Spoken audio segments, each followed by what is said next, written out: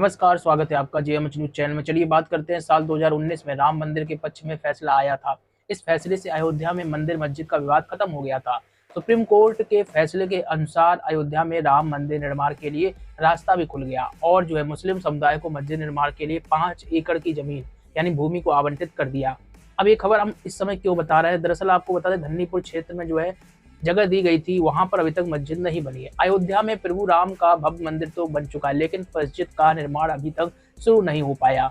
BJP के एक नेता है रजनीश सिंह, इन्होंने उत्तर प्रदेश के मुख्यमंत्री योगी आदित्यनाथ को एक पत्र लिखा है, जिसमें अयोध्या में मस्जिद के निर्माण के लिए आवंटित जमीन वापस लेने का अनुरोध किया गया है। इस पत्र में दावा किया गया है कि धन्नीपुर में मस्जिद निर्माण के लिए कोई ठोस प्रयास नहीं किया गया।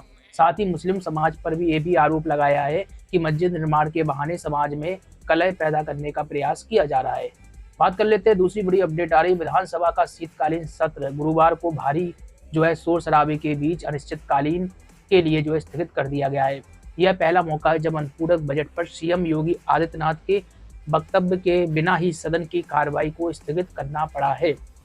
दरअसल महाकुंभ पर पिछले 2 दिनों से चर्चा नहीं हो पा रही है।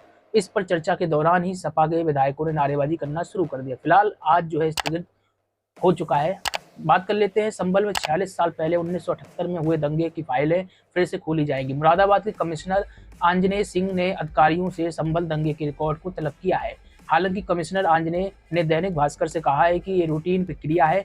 उन्होंने मंडल के सभी पुराने केसों की मॉनिटरिंग की है।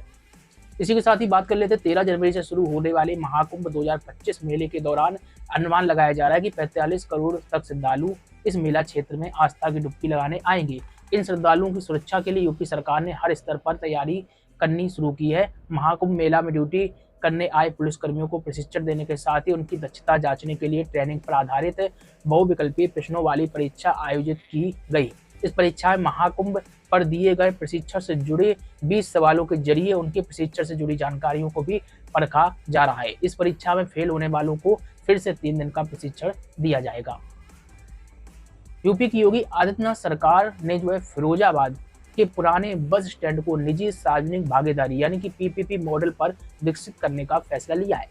कई स्टेशन हैं जिन्हें पीपीपी मॉडल पर डेवलप किया जा रहा है, उसमें अब फिरोजाबाद भी शामिल हो गया है। यात्रियों को बेहतर सुविधा उपलब्ध कराने का दावा हो रहा है। बीते दिनों फिरोजाबाद के सदर विधायक मनीष ने इस मुद्दे को उत्तर प्रदेश विधानसभा में नियम 51 के तहत उठाया था। इसके जवाब में परिवहन राज्य मंत्री स्वतंत्र प्रभार दयाशंकर सिंह ने जानकारी दी कि इस बस स्टैंड के विकास की प्रक्रिया शुरू हो चुकी है। बात कर लेते हैं योगी आदित्यनाथ को फिर से धमकी मिली है। डायल 112 पर फोन करके यूपी के सीएम योगी आदित्यनाथ को गोली मारने की धमकी दी गई। पुलिस के मुताबिक फोन करने वाले ने धमकी दी कि 26 जनवरी को वह सीएम को गोली मार देगा। इसके साथ ही पुलिसकर्मियों से गाली गलौज भी की। इसके बाद पुलिस ने नंबर के आधार पर मुकदमा दर्ज कर लिया और ये आरोपी आपकी स्क्रीन के सामने हम दिखा रहे हैं, इसको पुलिस ने दबोच लिया है। इसी के साथ ही बात कर लेते हैं अगली अपडेट आ रही है। मुख्यमंत्री योगी आदित्यनाथ ने गुरुवार को संगीत नाटक अकादमी में सुशासन सप्ताह का शुभारंभ कर दिया है। सीएम ने अटल जी के व्यक्तित्व कृतित्व पर लगाई गई प्रदर्शनी का शुभारंभ भी किया और अवलोकन भी किया। अटल जी के जन्मदिवस की 100वीं वर्षगांठ पर 25 दिसंबर तक सुशासन सप्ताह के तौर पर मनाए जाने का फैसला हुआ है। 2025 में जनवरी से फरवरी के बीच उत्तर प्रदेश के प्रयागराज में महाकुंभ का आयोजन किया जाना है। इसके लिए तैयारियां अपने पूरे चरम पर है। रेलवे की तरफ से कुंभ में आने वाले दर्शनार्थियों की सहूलियत के लिए लगातार सैकड़ों स्पेशल ट्रेनों का ऐलान किया गया है, जो अलग अलग रास्तों से होकर प्रयागराज तक पहुंचेंगी। बात कर लेते हैं यूपी परिवहन निगम भी श्रद्धालुओं के आवागमन को आसान बनाने के लिए अलग अलग रूटों पर बसों के संचालन करने का फैसला कर चुका है। महाकुंभ के दौरान प्रयागराज से 390 बसें अलग अलग जगहों से चलेंगी। यूपी परिवहन निगम के गोरखपुर क्षेत्रीय प्रबंधक लव कुमार सिंह ने जानकारी देते हुए कहा है कि बसों के संचालन की तैयारी लगभग 1 महीने पहले पूरी कर ली गई थी।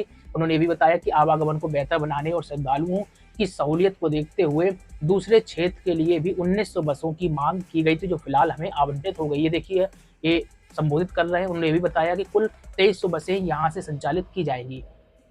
वही बात कर लेते हैं मेट्रो को लेकर अपडेट है। Metro Uttar Pradesh metro rail corporation limited द्वारा मोती झील से कानपुर रेलवे स्टेशन तक मेट्रो का ट्रायल रन किया गया, जिसमें धीमी रफ्तार पर मेट्रो को चलाया गया और सफल ट्रायल रन हुआ है। अब नए साल में 5 नए मेट्रो स्टेशन मिलने जा रहे हैं, जहां पर सफर आप लोग कर पाएंगे। पहली बार कानपुर के लोग सुरंग में मेट्रो का सफर का लुत्फ भी उठा पाएंगे। चलिए बात कर लेते हैं, एक बड़ा ऐलान है। दिल्ली विधानसभा चुनाव से पहले केजरीवाल ने घोषणा की है कि 60 साल से ऊपर के बुजुर्गों का फ्री में इलाज किया जाएगा। आपको बता दें, दिल्ली विधानसभा का मौजूदा कार्यकाल 23 फरवरी 2025 को खत्म हो रहा है। अगले 2 महीने में चुनाव भी हो सकते हैं। पिछले विधानसभा चुनाव फरवरी 2020 में हुए थे, जिसमें आम आदमी पार्टी ने पूर्ण बहुमत हासिल किया था और 70 में से 62 सीटें जीती थी। अब एक बार फिर से आम आदमी पार्टी वापसी करने की फिराक में है। इसी कारण से तमाम प्रकार के ऐलान, लोक लुभावने ऐलान जो है वो किए जा रहे हैं। इससे पहले भी आम आदमी पार्टी दिल्ली में कई लोक लुभावन ऐलान कर चुकी है। लगातार बने रहिए, किसी भी डिजिटल प्लेटफॉर्म पर देख रहे हैं, सब्सक्राइब करना मत भूलें। नमस्कार।